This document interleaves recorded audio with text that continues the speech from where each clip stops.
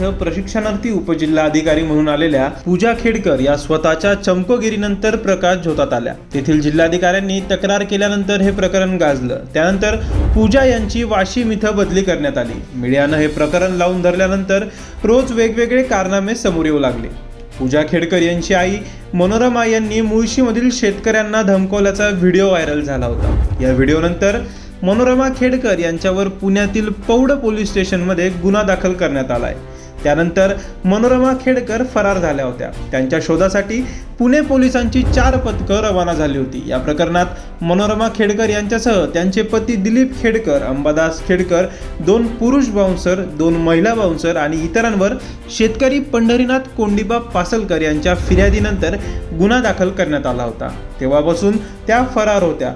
पौड पोलिसांच्या पथकानं आज अखेर रायगड किल्ल्याच्या पायथ्याशी असलेल्या एका लॉज जवळून त्यांना 5:30 वाजता ताब्यात घेतलंय। पुणे ग्रामीण पोलिसांनी ही कारवाई केली। पूजा खेडकर यांचे वडील निवृत्ती सनदी अधिकारी दिलीप खेडकर हेही आता अडचणीत सापडले। अहमदनगर एसीबी कडून त्यांची चौकशी सुरू आहे। बेहिशोबी मालमत्तेसंदर्भात ही चौकशी होते। 2015 सालापासून दिलीप खेडकर यांची नगर एसीबी कडे चौकशी सुरू होती। नोकरीत असताना त्यांनी स्त्रोत उत्पन्नापेक्षा जास्त संपत्ती कमवल्याच्या तक्रारीवरून एसीबीनं दिलीप खेडकर यांची चौकशी सुरू केली होती। आता पूजा खेडकर प्रकरण उजेडात आल्यानंतर दिलीप खेडकर यांना पुन्हा चौकशीसाठी बोलावण्यात आलंय। त्यांच्या या चौकशीतून काय नवी माहिती समोर येते याकडे सगळ्यांचं लक्ष लागलंय। आरटीआय कार्यकर्ते विजय कुंभार यांनी आणखी एक मुद्दा उपस्थित करत पूजा खेडकर यांच्यावर आरोप केलाय।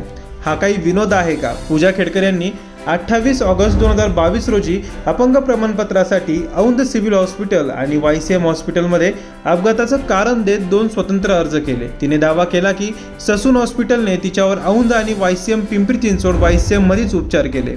फ्रॉड डॉक्टरांनी तिला 24 तासात प्रमाणपत्र दिलं, तरीही त्यांच्यावर कारवाई का नाही? किती सडलेली व्यवस्था आहे, असं लिहत विजय यांनी टीका केली आहे।